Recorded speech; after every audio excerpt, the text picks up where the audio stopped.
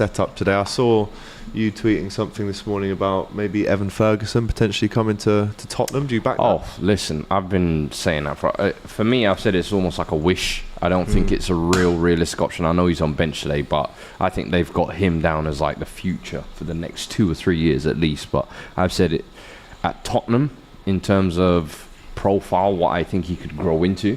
I think that's probably the closest we could get to Harry Kane. And if you're talking about breaking records, and this morning I saw a quote about Ange saying, you know, or not Ange, sorry, but the club saying we're willing to break the record to replace Harry Kane. And it's like, at the moment I'm looking out there and I'm like, aside from Kolo Muani, I don't know if there's any realistic option I'd actually really go for. I'd maybe just be 150. I said I'd have tried Osimhen is even out of our bracket. Vlahovic, I'm sure, is looking at bigger moves than Spurs. So I'm trying to be realistic, and honestly, I don't see it. So I've said I'm happy to go with Son and Richarlison for the 9 for the short term. See if they can kind of get the goals. It's worth a try for Vlahovic though, because he did go to Juve and it didn't work. I think Vlahovic, his ego's maybe. He wants a Champions League club. That's how I see it. And I think right now, if it's not going to be someone like that, I would try and break the bank for an Evan Ferguson. I'd happily see us 85, 90 million, whatever it is. People might think we're overpaying and think, yo, this is absurd. But I know the next 10 years, I've got it locked in. Good luck dealing with Tony. So on Harry Kane, and that's the thing. We saw his Mr. Blue, please play ball. We saw his goodbye message to the Tottenham fans this morning. We've already seen him training in the Bayern Munich get up this morning. It's been an emotional 24 hours. If you're a Tottenham fan, the best there is, the best there was, the best there ever will be. I saw your tweet. Just sum up your feelings for us, because this is a player that has been at the club for so long, easily the best ever player, over 200 goals, leading goal scorer in Europe, went on so many loans to get it right, and you have to give him his round of applause, because to get all of that rejection and still only really be around the first team at Tottenham, he had to wait till he was 21, but they had him from the age of 13 or something like that. So how do you sum it all up, and again just tell us how you replace him, because I heard Andrew say this morning you don't replace him, mate. You don't. It's not like going and get bread and milk for the kids. Like I gotta think honestly, about it's like people have been saying like, oh, it's like losing a girlfriend. So I said no, this is like losing a family member. I was like, genuinely, it's felt like almost like a mourning, grieving period of past 24 hours, and it's how quick it's happened as well. We've all been knowing it's coming. The bids are there. His contract, he's not going to re-sign, but it's a case of we hope maybe. There's still that loot. He's one of our own, we've always said. And listen, 435 appearances. I think this just outside the top 10 for Spurs. Our all-time top goal scorer in the Premier League. I think with 213 goals, 280 goals in total. What this guy has done for this club, the amount of moments he's had, the amount of golden boots he's had, and people might say, oh, but he's never won anything here. But what he represents and what he symbolizes for us is, I've said, the greatest player we've ever produced, and I've said the greatest Spurs player we've ever had. And nothing moving forward will ever replace him. It's just a case of how do we evolve from this in reality. But listen, this ain't going to be a soft blow, if you like. It's definitely going to be a bit of blow, and even if he goes on to win it, I wish him all the best. I don't think any Spurs fan has any kind of resentment or bad feeling towards him. We wish him all the best. But I think that's why they settled on selling him someone abroad, so that those fans don't have that. Yeah, and I'll be honest with you, like when I saw that video this morning, it was almost the first time I almost welled up, bruv. I'm like, I don't get emotional over football and things like that. I was like, World Cup 2010 was the last time I almost cried over football, where I was like, and then I held it back. Cross the line. I was like, yo, Iron Robin, that 1v1 with Casillas, damn! When I saw that video, I was like, yo, and the thing is, you could see how heartfelt it was as well. It wasn't no like scripted, robotic.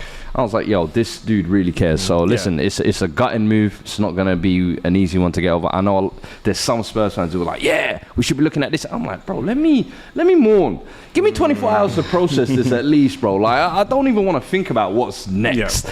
I'm seeing my man in a Bayern Munich doing Mia San Mia. I'm like, bro, what's all this? Auf Wiedersehen, Brautwurst. We're already talking German. Relax. I hope you get your Super Cup tonight. We'll celebrate it. First trophy he could ever win. It's good. It's good as well that you've sold him when you've got a new manager coming in. So the manager doesn't have that super tight relationship with him. There's not that bias in terms of. He said that. Let's try and find. Obviously, we're going to try and replace his goals, but it doesn't have to be a Harry Kane. He literally said that in his video message as well. He's like, "Yo, there's a new manager coming in now. I feel like it's just the right time to let them build something themselves. I don't want to have my future talks lingering over this whole season. And as much as we would have loved a farewell tour, and we know the 30 goals he guarantees in the league, he's right. This is kind of almost like a new period, a new era, and Ange's come in now. We've got a lot of young players that have kind of got to step up or kind of really fill those holes. Cool. Now let's see what they can kind of do. And he's right. Listen, losing him on a free last summer would have been crazy, because then you're having the issue of replacing him and then also having no funds you've recouped from it.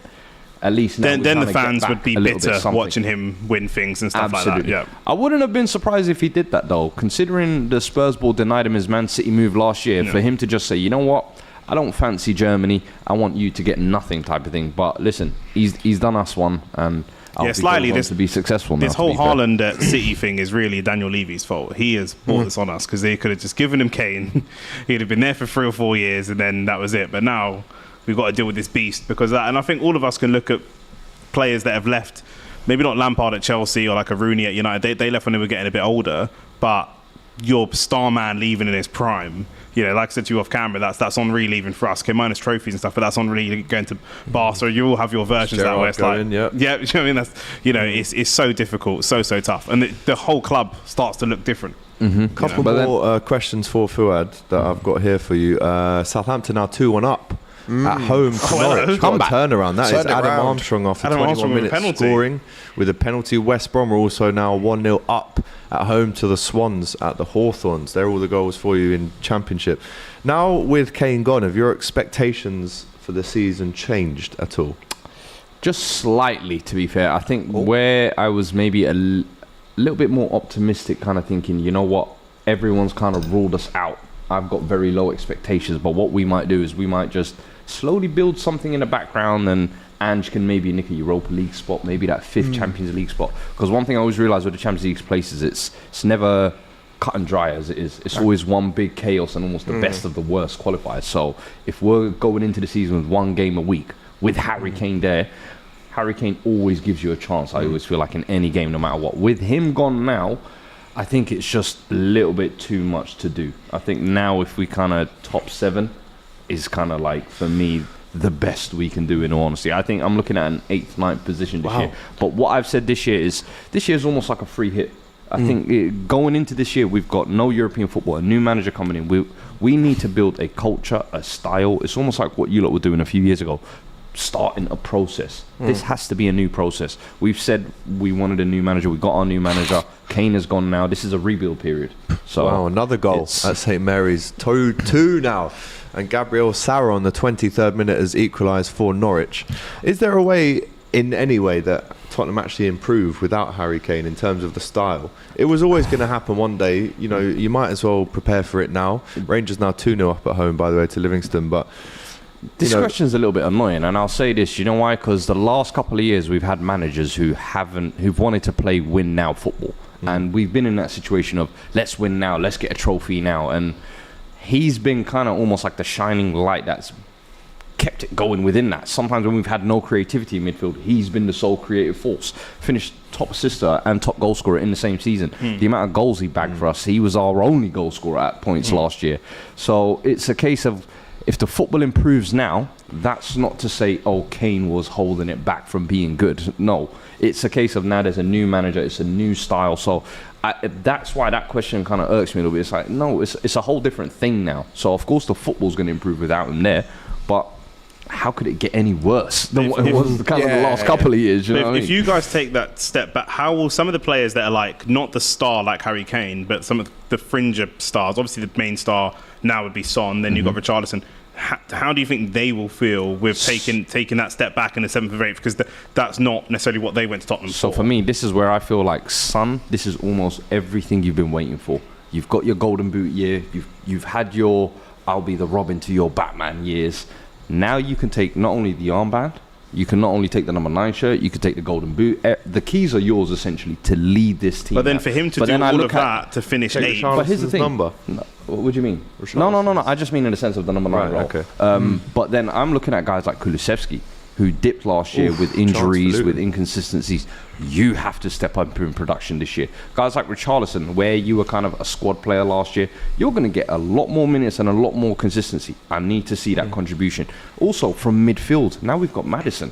I'm expecting some contribution from him as well. So it's not just going to be a one guy gets us 30 goals now. Now it has to be 12 from you, 14 from you, 15 from you, 7 from you. It has to be a collective contribution. And I think that's the one good thing with Ange coming in. He's trying to build this team kind of mentality. Even if the bombing wingbacks, I got Udogie and Porro, they're pretty much right and forward, right and left forward. So if they can get involved as well, listen, I want goals from everywhere this year. I'm not looking at kind of it's a one-team system anymore. You could have called us Harry Kane FC for the past couple of years if you like, but I think moving forward, that's definitely going to change. Do you know what? Speaking of Son, he's just been named the new Spurs captain.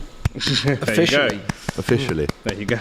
So, and do you know what? So there you go. I personally said I wanted Romero as the captain and Bentancur as the vice captain. Purely, I feel like Romero, from a playing style wise, he sets the tempo for how the team should approach every game. And I think Bentancur, multiple league winner, Copa America winner, I'll double check that actually, but multiple league winner, leader in the team as well. I think them two would have been great. What are the chances of but that, Son, by the way?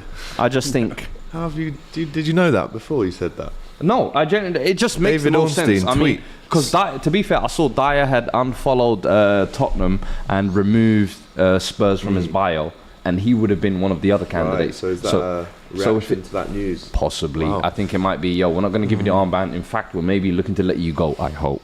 Okay. And then the only other real Dyer as candidate, captain would be a nightmare. Everybody else has kind of come in. I've got some more news for you. So it's Son appointed Tottenham captain, Romero and Maddison assistants. So that's the second and third. Madison out the gate. That's right. This is a decision by I said Ange. Romero, though. What I say? It's like us with And the Ødegaard. club, Ødegaard's well our received captain. by the squad. Trio seen as players and characters to bring improved spirit and progress in the new era. The Madison Says one David surprises me, Ornstein. but it doesn't as well, because being an English player, I think a lot of the English players will be drawn towards him. He can kind of be a leading focal point amongst them now. I also think Maddison's attitude as a player is a little bit up and He's down. infectious. But I think his attitude can be up and down with previous clubs. I think they're giving him the extra responsibility to now puff his chest up and step up. Yeah. Listen, you're a big money signing now, London club. You've wanted this kind of step up into You've a bigger pushed team. for it. Yeah. Now you've kind of got that responsibility. I'm really happy Romero's in that mix as well. I've always thought, as I said, his playing style and the way he approaches game, those are the types of players I look to set tempos in the team. And but you've got leaders now in every department of the pitch, right? You've got a midfield striker and So just one more question before we move on from Kane. In terms of breaking that Premier League record, we've seen memes of Alan Shearer dressed as a pilot ready to take him to Germany, getting involved in the banter. I mean, the deal is to 2027, which would make him 34, I believe. One, does he stay for that duration of the contract? And two, is it still possible that he comes back and breaks that record, or is that gone now? I hope he stays a duration. I hope he is the kind of signing that turns Bayern Munich immediately back into Champions League contenders. Yeah, he does. I hope you go and get your treble. Go and do your destruction over there. Replace that Lewandowski hole. But he ain't going to be finished at 34, trust me. No. Harry Kane's game has never relied on pace or agility or speed. So this guy is only going to get better in his mental, his finishing. For me, could play till 40, really. Literally what I was going to say. He has been watching Tom Brady.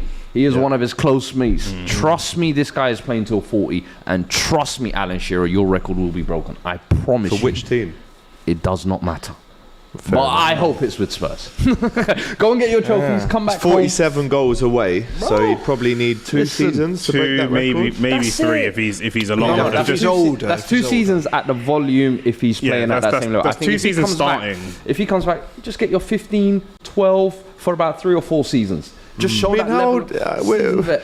He's not unlimited in terms of age. Like, he does have to retire at some point. Yeah, so 40. if he's 34 and then you say for 2 or 3 seasons, that takes him to around about 37, 8. Bro, I'm seeing Giroud be still off the playing. bench. I'm seeing bare guys who should have looks retired after 3 or 4 himself as years. well. If you look after yourself, you can survive. Trust me. Because the injury record has improved over recent Massively. years, but there was a period with that right. It's really ankle was interesting to played see up. him come back older, maybe not as prolific, and come back in a role in his mid-30s that's not Second starting striker. as a second striker, but which maybe for a team further down the league, not a big six, and then he could break that record. Whoa, calm down. I think that would be fascinating. Then he could. He's going from Bayern Munich to outside the top 6. Well, You're this is coming what I home, never lad. know. But You're coming home. Unless it is Tottenham, which Big Six team would take on a 35, That's the point. That's the point I'm trying to make. And if Tottenham have an unbelievable striker at that point, which they probably won't. He can hold bench. If they did, come home. It don't matter. Harry Kane, you will always have a seat at this table, brother. No matter who's there. Mbappe could be there. We will bench Mbappe for you. Okay, well, Harry, if you're watching, let us know what you're going to do in about 4 years. A super chat here.